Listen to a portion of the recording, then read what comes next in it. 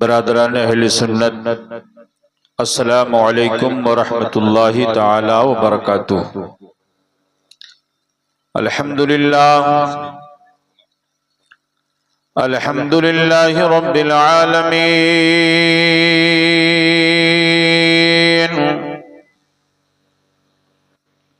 والعاقبۃ للمتقین،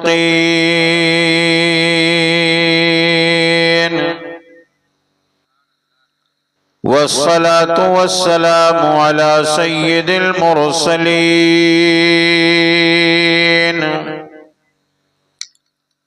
وعلى آلہ الطیبین الطاہرین،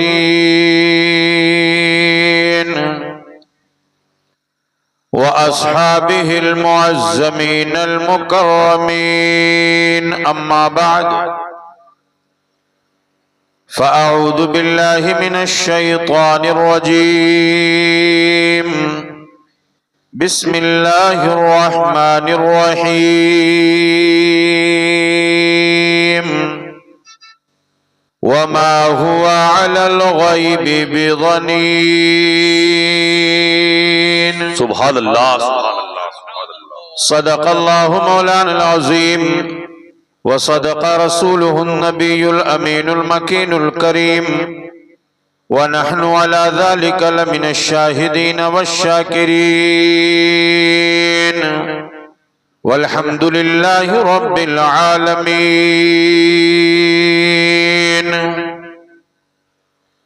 حضرات، یہ عظیم الشان اجلاس رضائے مصطفیٰ کانفرنس ہم اور آپ شرکت کی سعادتیں حاصل کیے ہوئے ہیں۔ نقیب اہل سنت حضرت مولانا معین اختر صاحب قبلہ سر شام سے لے کے اب تک ممبر شریف پر پوری ذمہ داری کے ساتھ اپنے فرائض انجام دے رہے ہیں۔ آپ نے مجھ سے پیشرو خطیب علامہ مفتی شمشاد احمد صاحب قبلہ دامت برکاتہم العالیہ سے خطاب سماعت فرمایا ہے۔ حضرت مولانا غلام حسین صاحب قبلہ مصباحی اور حضرت مولانا قمر الدین صاحب قبلہ، میں ان تمام احباب کو دل کی اتھاہ گہرائیوں سے اور رضائے مصطفیٰ کانفرنس کو سجانے والے رضائے مصطفیٰ کمیٹی کے جملہ ممبران کو دل کی اتھاہ گہرائیوں سے مبارکباد پیش کرتا ہوں۔ اللہ تبارک و تعالی آپ کی محنتوں کو قبول فرمائے، آمین آمین۔ آئیے ہم اور آپ اپنی اور ساری کائنات کے مرکزی عقیدت حضور رحمت للعالمین، شفیع المذنبین، رسول گرامی وقار، محبوب پروردگار، دونوں عالم کے مالک و مختار حضور محمد الرسول اللہ صلی اللہ تعالی علیہ وسلم کے دربار گہربار میں محبت کے ساتھ ہدیہ درود و سلام پیش فرمائیں۔ بآواز بلند پڑھیں اللہم صلی علی سیدنا و شفیعنا و حبیبنا مولانا محمد معدن الجود والکرم وعلی آلہ وبارک وسلم، صلاۃ و سلام علیک یا حبیبی یا رسول اللہ صلی اللہ تعالی علیہ وسلم۔ حضرات، رات کا یہ آخری پہر بڑی مقبولیت کا وقت ہے۔ یہی وہ وقت ہے جس وقت میں اللہ کی عبادت گزار بندے، صالحین بندے اٹھ کر کے تہجد کی نماز ادا کرتے ہیں۔ یہ قبولیت کا وقت ہے، اور جلسوں میں 12 بجے کے بعد یا زیادہ سے زیادہ 1 بجے کے بعد سے جو لوگ بیٹھے رہتے ہیں وہی مخلصین میں شمار کیے جاتے ہیں۔ بے شک، سبحان اللہ۔ اللہ تعالیٰ آپ کے بیٹھنے کو قبول فرمائے، آپ کی سماعتوں کو قبول فرمائے، اور اس جلسے کو ہمارے لیے مغفرت اور نجات کا ذریعہ بنائے۔ تو 2-3 شعر میں بھی پڑھ دوں، اجازت ہے آپ لوگوں کی؟ ذرا ایک بار کہہ دیں محبت سے سبحان اللہ۔ یہ آخری پہر ہے، دعاؤں کی قبولیت کا وقت ہے، اللہ ہم سب کی دعائیں قبول فرمائے۔ یہ دعا بھی ہے رب کی بارگاہ میں اور بارگاہ مصطفیٰ صلی اللہ علیہ وسلم میں استغاثہ بھی ہے، ملاحظہ فرمائیں۔ زندہ باد زندہ باد۔ کہ ہند میں رہتے رہتے جی گھبرا گیا۔ تھوڑا آواز بڑھاؤ بھائی، کہاں چلے گئے؟ ہند میں رہتے رہتے جی گھبرا گیا، ہند میں رہتے رہتے جی گھبرا گیا، یا نبی اب مدینہ بلا لیجئے، ہند میں رہتے رہتے جی گھبرا گیا، ہند میں رہتے رہتے جی گھبرا گیا،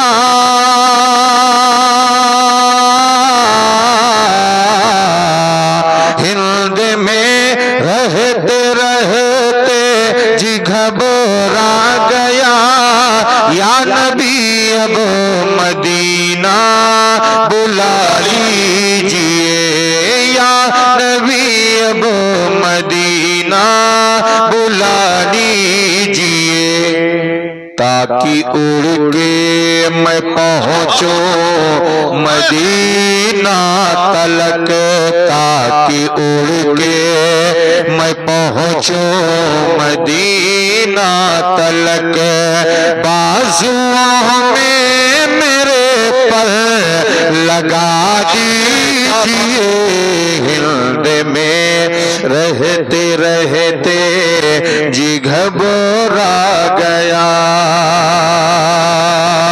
اور یا رسول اللہ علیک الصلاۃ والسلام،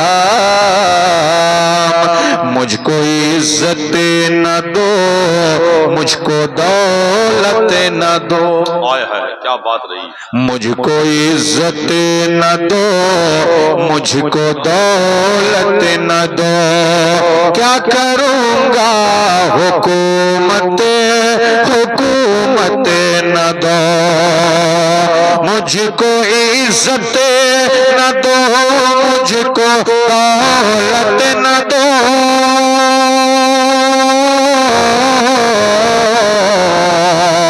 مجھ کو عزت نہ دو، مجھ کو دولت نہ دو، کیا کروں گا حکومت، حکومت نہ دو، بس نگاہ یا رسول اللہ، بس نگاہ کرم سے ہمیں یا نبی، بس نگاہ کرم سے ہمیں یا نبی، ایک مکمل نمازی بنا دیجئے، نعرہ تکبیر، نعرہ رسالت، ہند میں مصطفیٰ کانفرنس، علامہ فاروق صاحب قبلہ نظامی گیا، ہند میں رہتے رہتے جی گھبرا گیا، یا نبی اب مدینہ بلا لیجئے۔ اور بڑا پیارا شعر ہے، اپنے آقا کی عظمت ذرا دیکھیں اس شعر میں۔ اللہ تبارک و تعالی قیامت کے دن اپنے محبوب علیہ الصلوۃ والتسلیم اور ہم سب کے آقا و مولا جناب محمد الرسول اللہ صلی اللہ تعالی علیہ وسلم کو کیسی شان اللہ عطا فرمائے گا، اور میرے آقا کی عظمت کیسی ہوگی، شعر ملاحظہ فرمائیں۔ حشر میں حشر میں جب نبی سے کہے گا خدا، سبحان اللہ حشر میں جب نبی سے کہے گا خدا، آؤ آؤ قریب میرے مصطفیٰ، حشر میں جب نبی سے کہے گا خدا،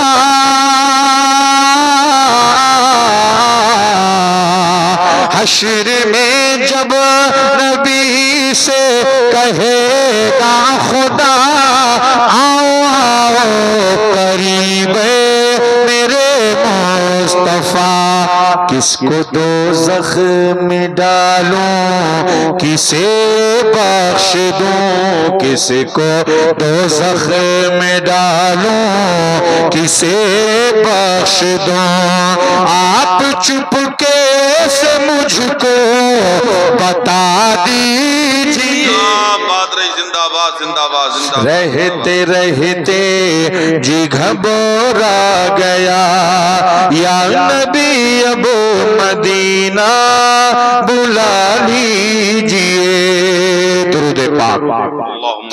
اللہم صلی علی اللہم صلی علی سیدنا و شفیعنا و حبیبنا و مولانا محمد معدن الجود والکرم وعلی آلہ وبارک وسلم، صلاۃ و سلام علیک یا حبیبی یا رسول اللہ صلی اللہ تعالی علیہ وسلم۔ رب تبارک و تعالی کا بے پناہ شکر و احسان ہے کہ اس رب نے ہمیں مذہب اسلام عطا فرمایا، اور اللہ رب العزت نے ہمیں مسلمان بنایا، اسلام کی دولت اللہ نے ہمیں عطا فرمائی، قرآن عظیم کی دولت اللہ نے ہمیں عطا فرمائی، ایمان کی دولت اللہ نے ہمیں عطا فرمائی، اور اللہ رب العزت نے اپنے محبوب دانائے غیوب شافع محشر جناب محمد الرسول اللہ صلی اللہ تعالی علیہ وسلم کو اپنا آخری نبی بنا کر کے اللہ نے ہم گنہگاروں کو عطا فرمایا۔ بے شک رب تبارک و تعالی نے ایسا محبوب عطا فرمایا کہ جو محبوب خالی ہاتھ نہیں آیا، جو محبوب مالک و مختار بن کر کے آیا، ایسا محبوب اللہ نے ہمیں عطا فرمایا کہ قرآن عظیم میں جگہ جگہ پر اللہ رب العزت نے اپنے محبوب کی عظمت، اپنے محبوب کی اختیار، اپنے محبوب کے علم غیب کا ذکر فرمایا ہے۔ بے شک آپ قرآن عظیم کی آیات طیبات پڑھتے جائیں اور رسول پاک صلی اللہ علیہ وسلم کی عظمتوں کے جلوے اپنی نگاہوں سے دیکھتے جائیں۔ اعلیٰ حضرت عظیم البرکت امام اہل سنت، امام عشق و محبت، امام احمد رضا خان علیہ رحمت و رضوان یوں ترجمانی کرتے ہوئے نظر آتے ہیں، یا رسول اللہ آپ کی شان بہت عظیم ہے، میرے آقا آپ اللہ کے محبوب ہیں، رب تبارک و تعالی نے آپ کو ہر طرح کی طاقت و قوت اور اختیار اللہ نے عطا فرمایا ہے۔ اعلیٰ حضرت عظیم البرکت یوں عرض گزار ہوتے ہیں، یا رسول اللہ خلق کے حاکم ہو تم، رزق کے قاسم ہو تم، یا رسول اللہ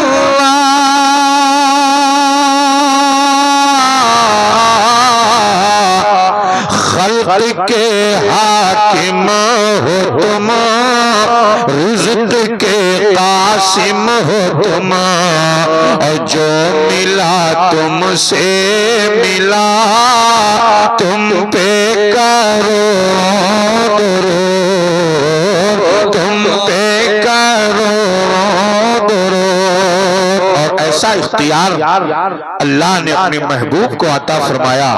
امام اہل سنت پکار اٹھے کہ کون دیتا ہے دینے کو منہ چاہیے، کون دیتا ہے دینے کو منہ چاہیے، کون دیتا ہے دینے کو منہ چاہیے، اور دینے والا ہے سچا ہمارا نبی، ہمارا نبی، دینے والا ہے سچا ہمارا نبی، ہمارا نبی۔ اللہ کے پیارے حبیب صلی اللہ علیہ وسلم ارشاد فرماتے ہیں، رب تبارک و تعالیٰ نے مجھے ہر طرح کی کنجیاں اللہ نے عطا فرمایا، رب تبارک و تعالیٰ نے مجھے تمام خزانوں کی کنجیاں اللہ نے عطا فرمایا۔ حدیث شریف میں ہے کہ چتکبرے گھوڑوں پر ان کنجیوں کو لایا گیا اور مجھے عطا کر دیا گیا۔ آپ اندازہ لگائیں، غور کریں اور عقائد اہل سنت انہی احادیث کی روشنی میں عقائد اہل سنت ملاحظہ کرتے جائیں۔ اللہ کا شکر ہے ہم سنی مسلمان ہیں، مذہب حق اہل سنت و جماعت پہ ہم گامزن ہیں۔ رسول پاک صلی اللہ علیہ وسلم، آپ کے بعد صحابہ کرام، تابعین اعظام، تبع تابعین، اسلاف کرام، اولیاء کاملین، بزرگان دین، ائمہ مجتہدین سے ہو کر کے جو مذہب حق ہم غلاموں تک پہنچا ہے اسے مذہب حق اہل سنت و جماعت کہا جاتا ہے۔ اللہ کا شکر ہے، اپنی خوش قسمتی پر آپ ناز کریں۔ اللہ رب العزت نے آپ کے ایمان کی سلامتی کے لیے رب تبارک و تعالیٰ نے بہت ساری خوبیاں اور بہت سارے کمالات ان علماء اہل سنت کو اللہ نے عطا فرمایا ہے۔ اللہ کا شکر ہے ہم نہ اہل قرآن ہیں نہ ہم اہل حدیث ہیں، کیا بات رہی، ہم اہل سنت و جماعت ہیں، اور ہمارا عقیدہ قرآن سے بھی ثابت ہے، حدیث سے بھی ثابت ہے، اقوال صحابہ سے بھی ثابت ہے، آثار صالحین سے بھی ثابت ہے۔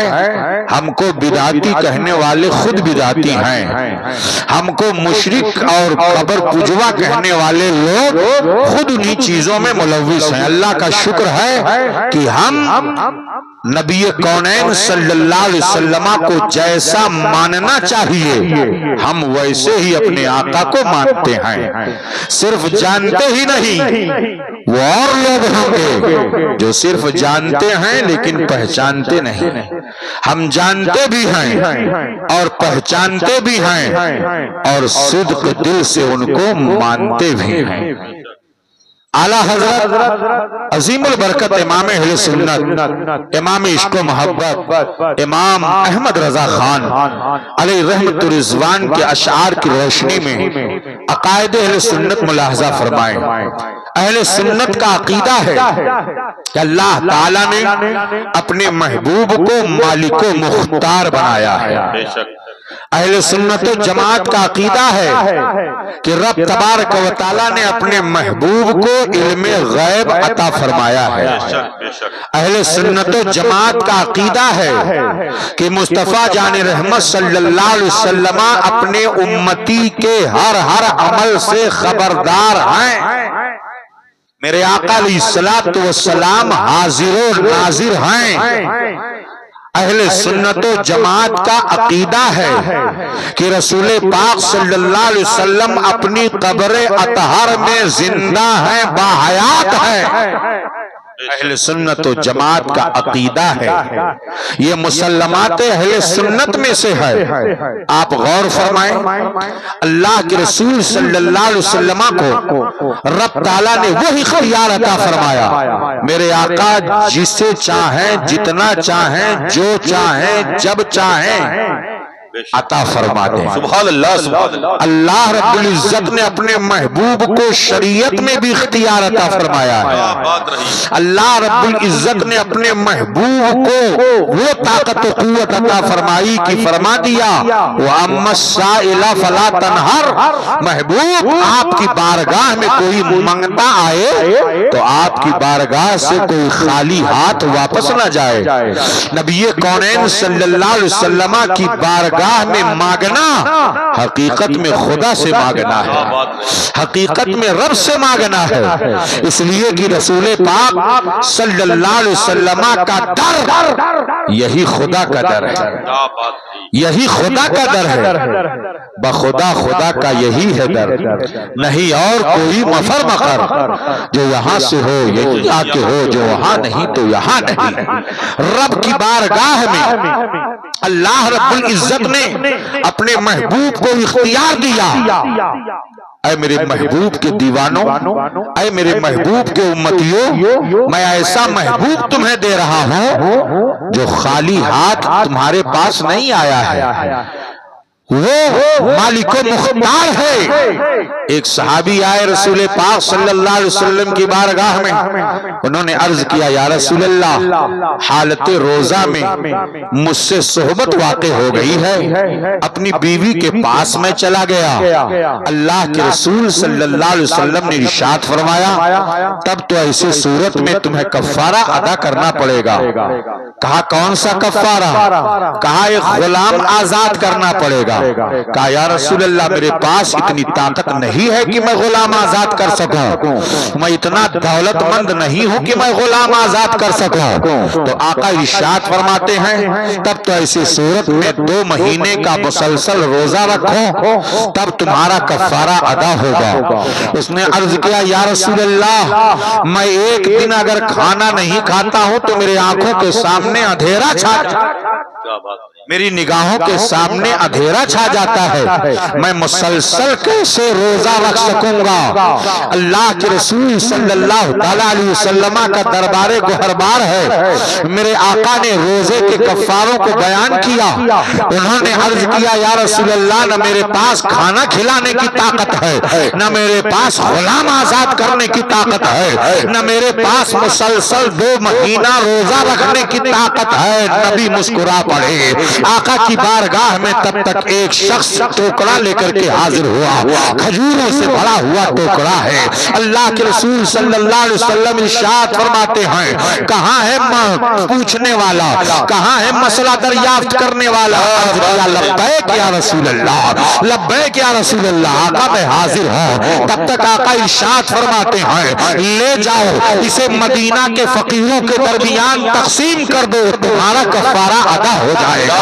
اللہ کے حبیب ارشاد فرماتے ہیں تمہارا کفارہ ادا ہو جائے گا۔ تب تک وہ پھر عرض کرتے ہیں یا رسول اللہ مدینہ کی دونوں وادیوں کے درمیان اور 2 کالی زمینوں کے درمیان مجھ سے زیادہ غریب کوئی ہے ہی نہیں ہے، یا رسول اللہ میں سب سے زیادہ غریب ہوں۔ اللہ کے حبیب مسکراتے ہیں اور آقا ارشاد فرماتے ہیں لے جاؤ اپنے گھر والوں کے درمیان اس کھجور کو تقسیم کر دو، تمہارا کفارہ ادا ہو جائے گا۔ اللہ رب العزت نے اپنے محبوب کو شریعت میں بھی اختیار دے دیا ہے۔ میرے محبوب جس کے لیے جب چاہے جو حکم فرما دے، آقا جس کے لیے جو چیز چاہے حلال فرما دے، اور میرے محبوب جس کے لیے جو چیز چاہے حرام۔ نعرہ تکبیر، نعرہ رسالت، مسلک اعلی حضرت رضائے مصطفیٰ کانفرنس۔ اب اعلی حضرت کا شعر پڑھو۔ کون دیتا ہے دینے کو منہ چاہیے، دینے والا ہے سچا ہمارا نبی، ہمارا نبی، خلق کے حاکم حکم رزق جو ملا تم سے ملا تم پہ کرو درود۔ آقا ارشاد فرماتے ہیں کہ رب تبارک و تعالی دیتا ہے، میں بانٹنے والا ہوں۔ واللہ یعطی انما انا قاسم، اللہ عطا فرمانے والا ہے اور میں تقسیم کرنے والا ہوں، میں بانٹنے والا ہوں۔ آپ اندازہ لگائیے رسول کونین صلی اللہ علیہ وسلم کی شان عطا کیا ہے۔ میرے آقا کی بارگاہ میں دولت مانگو تو دولت ملے گی، نبی کی بارگاہ سے اقتدار مانگو اقتدار ملے گا، نبی کی بارگاہ سے جو مانگو گے محبوب اپنی بارگاہ سے تمہیں خالی ہاتھ واپس اور خالی دامن واپس نہیں دیں گے، تمہارے دامن مراد کو بھر دیا جائے گا، تمہارے خالی ہاتھ کو بھر دیا جائے گا۔ نبی کے اختیار کی بات آئی ہے تو آؤ دیکھو حضرت ابو ہریرہ رضی اللہ تعالیٰ عنہ ہے، درباری رسالت میں حاضری دیتے ہیں، حافظہ کمزور ہے، ذہن کے اندر توانائی نہیں پیدا ہو رہی ہے، آقا کی بارگاہ میں عرض کرتے ہیں یا رسول اللہ میں آپ سے حدیثیں سنتا ہوں، ان حدیثوں کو میں بھول جاتا ہوں، یا رسول اللہ میں ان حدیثوں کو بھول جاتا ہوں، آقا کچھ عنایت فرما دیجئے، آقا کچھ عطا فرما دیجئے۔ اب آپ اندازہ لگائیے، پتا چلا کہ بارگاہ مصطفیٰ میں جا کر کے مانگنا یہ صحابہ کی سنت ہے، بدعت نہیں ہے، شرک نہیں ہے، حرام نہیں ہے، بلکہ بارگاہ مصطفیٰ میں سوال کرنا یہ صحابہ کی سنت ہے اور صحابہ کا طریقہ۔ بے شک سچ ہے، زندہ باد زندہ باد۔ حضرت ابو ہریرہ نے جب حضور کی بارگاہ میں سوال کیا تو آقا نے یہ نہیں فرمایا کہ میں تمہیں کیا دے سکتا ہوں، میرے پاس کیا ہے، جاؤ کوئی طاقت کی چیز استعمال کرو، تمہارا حافظہ قوی ہو جائے گا، تمہارا حافظہ مضبوط ہو جائے گا۔ میرے آقا نے یہ نہیں فرمایا، بلکہ آقا کا اختیار ذرا دیکھیے، نبی ارشاد فرماتے ہیں ابسط رداءک یا ابا ہریرہ، اے ابو ہریرہ اپنی چادر پھیلا دو، چادر۔ اب سوال پیدا ہوتا ہے، آقا نے یہ نہیں فرمایا دامن پھیلاؤ، آقا نے یہ نہیں فرمایا کہ تمہارے پاس جو چھوٹا کپڑا ہے وہی پھیلا دو، میرے آقا ارشاد فرماتے ہیں ابسط رداءک، اے ابو ہریرہ تمہارے پاس جو چادر ہے وہ چادر پھیلا دو، مطلب یہ ہے کہ میں آج تمہیں بہت کچھ دوں گا، بات رہی وہ کچھ دوں گا، ایسا اتنا دوں گا کہ تمہارا دامن بھی بھر جائے گا، تمہارا ہاتھ بھی بھر جائے گا، بلکہ اپنی چادر پھیلا دو، اس ہاتھ کے اعتبار سے اپنی چادر پھیلا دو۔ میرے آقا علیہ السلام نے جب چادر پھیلانے کا حکم دیا تو حضرت ابو ہریرہ رضی اللہ عنہ مزاج شناس تھے، رسول گرامی وقار صلی اللہ علیہ وسلم کے مزاج کو پہچان گئے، آقا آج بہت کچھ عطا کرنا چاہتے ہیں، دامن پھیلا نہیں پھیلایا اور چھوٹا کپڑا نہیں پھیلایا بلکہ پوری چادر پھیلا دیا۔ اب میرے آقا نے اپنے دونوں ہاتھوں کو فضا میں بلند کیا اور فضا میں بلند کرنے کے بعد یوں کیا اور دونوں ہاتھوں کو ملا کر کے ابو ہریرہ کے چادر میں ڈال دیا، اور ڈالنے کے بعد حضرت ابو ہریرہ سے کہا اے ابو ہریرہ اب اس چادر کو اپنے سینے سے لگا لو۔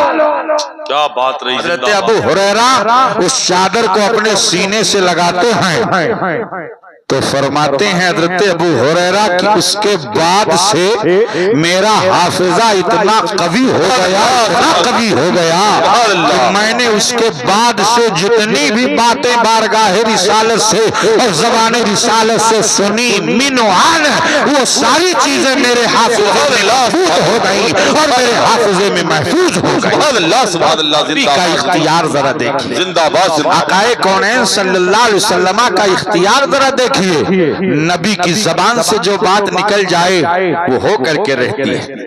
کسی شاعر نے کہا ہے جو دن کو کہہ دیا شب ہے تو رات ہو کے رہی، جو دن کو کہہ دیا شب ہے تو رات ہو کے رہی، تمہارے منہ سے جو نکلی وہ بات ہو کے رہی، آقا کی زبان ہے، یہ کسی اور کی زبان نہیں ہے، یہ وہ زبان ہے ان ہوا الا وحی یوحا سبحان اللہ، ما ینطق عن الہوا، محبوب اپنی خواہشات سے کچھ نہیں بولتے ہیں، جو بولتے ہیں وحی الہی ہوا کرتی ہے، بے شک جو بولتے ہیں وہ رب کا فرمان ہوا کرتا ہے، زبان رسالت سے جو بات نکل جاتی ہے۔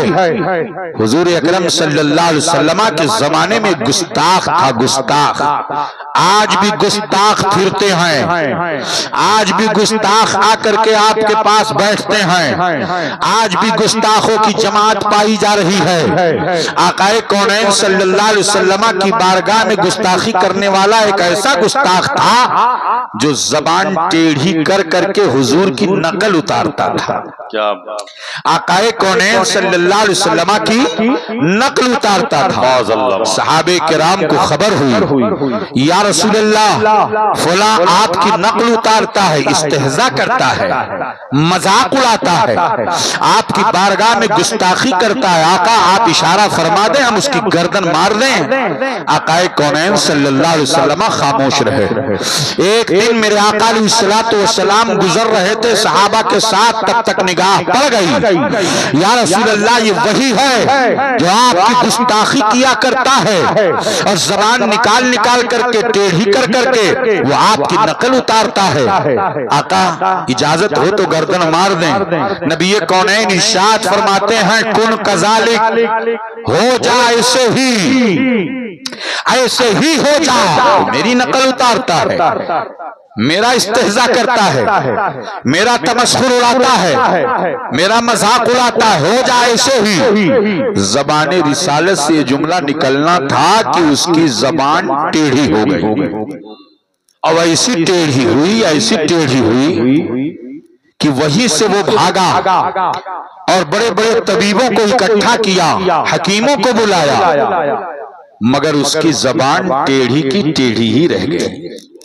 زبان رسالت سے یہ جملہ نکلا تھا، ہو جائے ایسے ہی، نقل اتارتا ہے، استہزاء کرتا ہے، مذاق اڑاتا ہے۔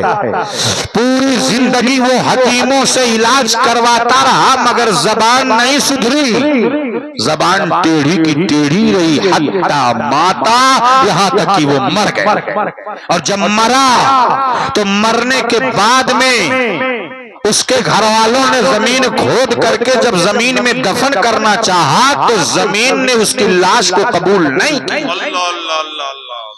زمین نے لاش کو پھینک دیا، ایک بار نہیں، دو بار نہیں، تین بار نہیں، 7 مرتبہ گھر والوں نے زمین میں دفن کیا مگر 7 مرتبہ زمین نے اسے قبول نہیں کیا۔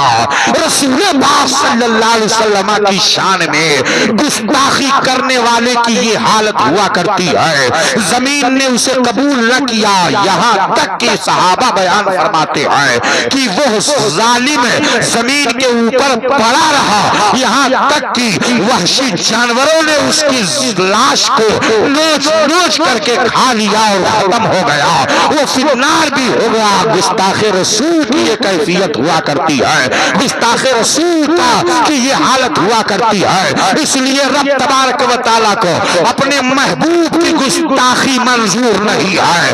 تبت یدا ابی لہب، ابو لہب نے گستاخی کیا تھا، قرآن پاک کی آیت کریمہ اتر رہی ہے، ابو لہب کے دونوں ہاتھ برباد ہو جائیں، ابو لہب کے دونوں ہاتھ برباد ہو جائیں۔ ام جمیل نے نبی کی شان میں گستاخی کیا تھا، ابو لہب کی بیوی نے، لیکن اس کا حال یہ ہوا کہ حمالۃ الحطب، وہ لکڑیوں کا گٹھر اپنے گردن پر اٹھا کر کے چل رہی تھی کہ ایسی صورت میں اس کے گٹھر کی ایک رسی اس کے گلے میں پھنس گئی اور وہ پھانسی کے پھندے کی شکل اختیار کر گئی اور اسی طریقے پر وہ مر گئی۔ پتا چلا مسلمانوں، نبی کونین صلی اللہ علیہ وسلم کی زبان سے جو بات نکل جائے وہ ہو کر کے رہتی ہے۔ اعلیٰ حضرت عظیم البرکات امام اہل سنت امام عشق و محبت پکار اٹھتے ہیں، وہ زبان جس کو سب کن کی کنجی کا ہے، سبحان اللہ سبحان اللہ، وہ زبان جس کو سب کن کی کنجی کہیں، اس کی نافذ حکومت پہ لاکھوں سلام، لاکھوں سلام۔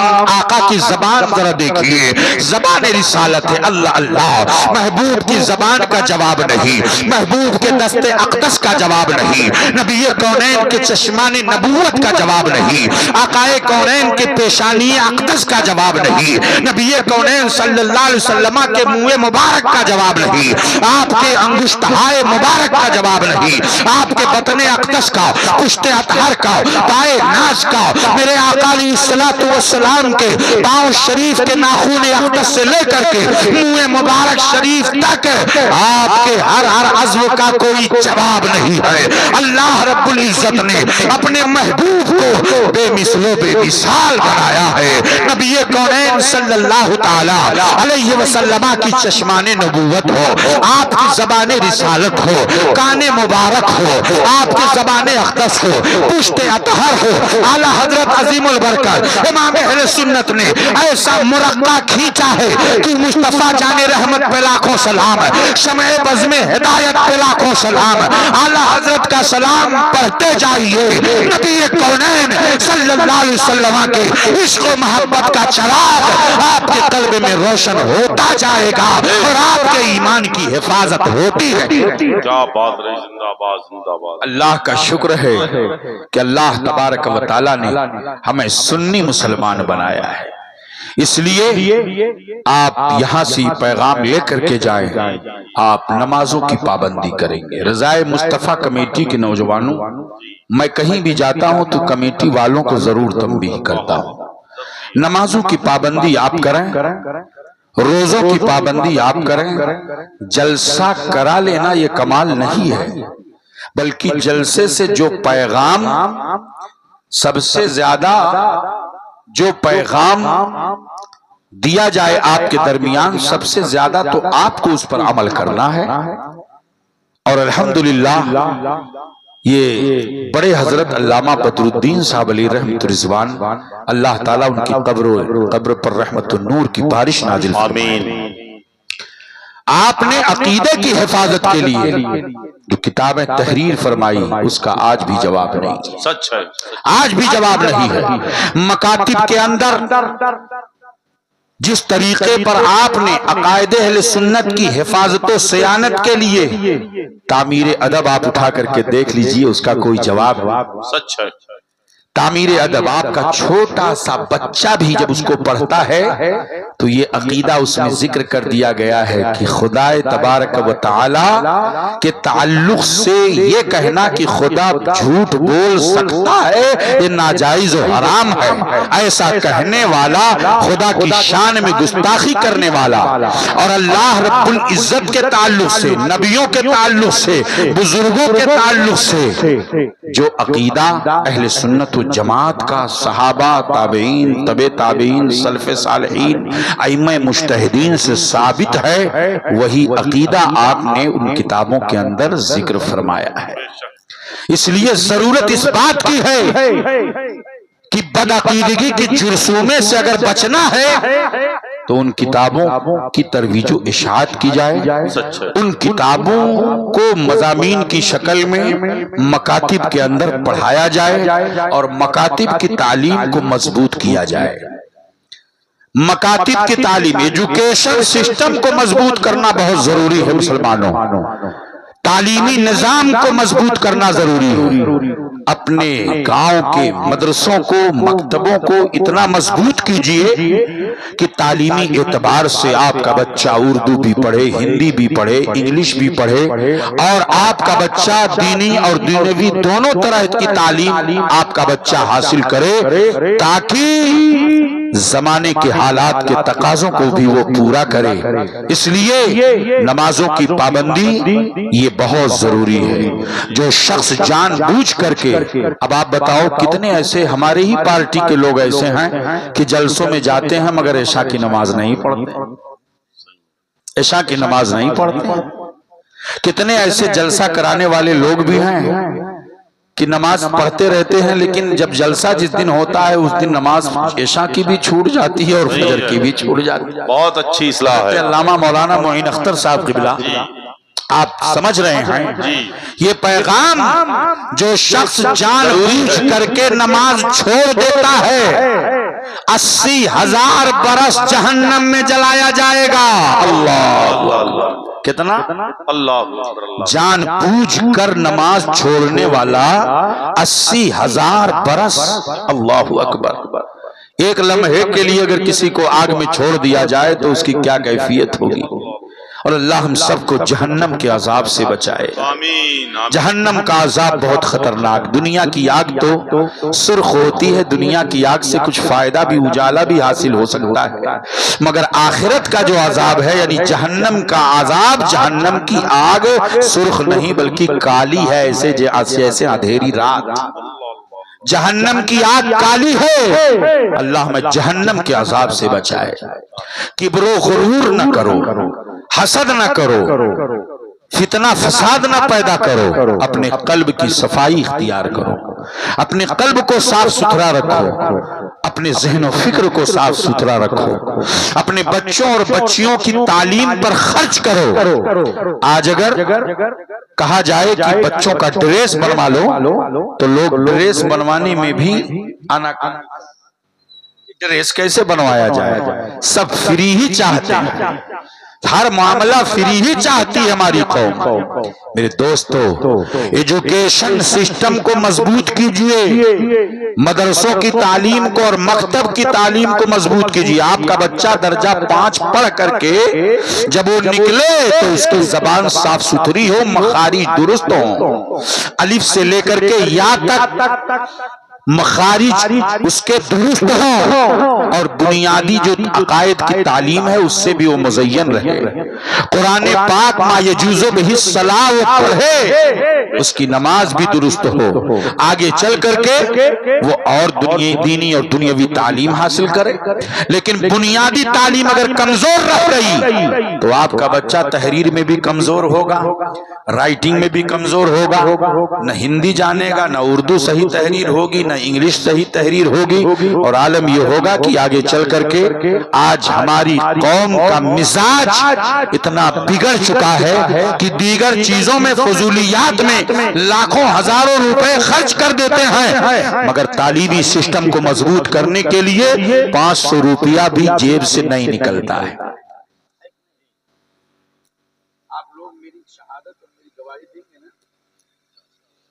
میرے دوستو جہاں بھی مکتب ہے, میں نوجوانوں سے کہوں گا آپ لوگ آگے آؤ, اپنے اندر تعلیمی بیداری پیدا کرو. اگر تعلیم میں پیچھے رہ گئے تو وہ قوم ہمیشہ پیچھے رہ جاتی ہے جو ایجوکیشن میں پیچھے رہ جاتی ہے. تاریخ گواہ, یہ تاریخ شاہد ہے. اس لیے نمازوں کی پابندی پہلی بات, روزوں کی پابندی دوسری بات, تیسری بات نگاہوں کی پابندی, نگاہوں میں تقدس. آپ اپنی نگاہ کو پاک صاف رکھیے, نگاہ پاک رہے گی تو آپ کا دل بھی صاف رہے گا, دل بھی پاک رہے گا. اور جب نگاہ گندی ہوگی تو آپ کا دل بھی گندا ہوگا, آپ سے گناہوں کا صدور بھی ہوگا. نگاہ پاک ہونا چاہیے, نگاہوں میں تقدس رہے, پاکیزگی رہے, آپ کا جسم بھی صاف ستھرا رہے, آپ کا قلب بھی صاف ستھرا رہے. بزرگان دین سے جو عقائد ثابت ہیں ان عقائد پر آپ عمل کیجئے. رسول پاک صلی اللہ علیہ وسلم نے ارشاد فرمایا قیامت جب قریب آئے گی تو فتنے بڑھیں گے, فتنے بہت زیادہ ہوں گے, اور فتنے ایک فتنہ ختم نہیں ہوگا کہ دوسرا فتنہ آ جائے گا, دوسرا فتنہ نہیں ختم ہوگا کہ تیسرا آ جائے گا. ایسے ہی جیسے موتیوں کی لڑی اگر ٹوٹ جائے تو ایک دانہ گرتا ہے, اس کے پیچھے دوسرا گرتا ہے, اس کے پیچھے تیسرا گرتا ہے, ایسے ہی فتنے یکے بعد دیگرے آتے رہیں گے. قیامت جب قریب آئے گی تو یہ فتنوں کا دور، ایمان کی حفاظت کرنا بڑا مشکل ہو گیا۔ مسجدوں میں لوگ چیخ و پکار کر رہے ہیں، مدارس کو فتنوں کا اڈا بنا لیا گیا، مسجدوں کو فتنوں کا اڈا بنا لیا گیا ہے، اور شراب خانے آباد ہو رہے ہیں، جوؤں کے اڈے آباد ہو رہے ہیں۔ اب تو جوا کھیلنے کے لیے آپ کے ہاتھ میں موبائل آ گئی ہے، آن لائن کتنے جوئے کھیلے جا رہے ہیں، لاکھوں لاکھ کے سٹے لگائے جا رہے ہیں، حرام چیزوں میں ہماری قوم کا نوجوان ملوث ہے، وہ اپنے ہاتھ میں لے کر کے موبائل حرام جوؤں میں اور حرام کاموں میں وہ ملوث ہے۔ ایسے کاموں سے اپنے آپ کو بچاؤ۔ موبائل یہ آپ کے لیے زہر قاتل ہے، نوجوانوں کے اخلاق کے لیے اور ان کے عادات و اقوال کو بگاڑنے کے لیے۔ چھوٹے چھوٹے بچے 14 سال کے، 10 سال کے، 5 سال کے بچے ہاتھ میں موبائل ہے اور رات میں بیٹھے ہوئے ہیں نکڑ پر اور بیٹھ کر کے وہ پب جی کھیل رہے ہیں، فری فائر کھیل رہے ہیں، نہ جانے کیسے کیسے گیمز کھیل رہے ہیں، اور پھر وہ آگے چل کر کے ایسے تباہ ہوتے ہیں کہ ماں اور باپ دونوں کے دونوں ہاتھ ملتے ہوئے رہ جاتے ہیں۔ اللہ رب العزت ہم سب کے آنے والی نسلوں کی حفاظت فرمائے۔ اپنے بچوں پر، اپنی بچیوں پر کڑی نگاہ رکھیے اور ان کو آپ علماء کی صحبت میں لا کر کے بٹھا دیجئے، علماء کی صحبت انہیں دیجئے تاکہ وہ علمی مزاج اور تعلیمی مزاج اور دینی مزاج لے کر کے وہ آگے بڑھیں۔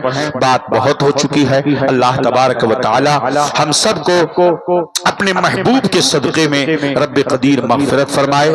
اعلیٰ حضرت عظیم البرکت امام اہل سنت، امام عشق و محبت، امام احمد رضا خان علیہ رحمت رضوان کی اس فکر پر ہمیشہ آپ گامزن رہیے۔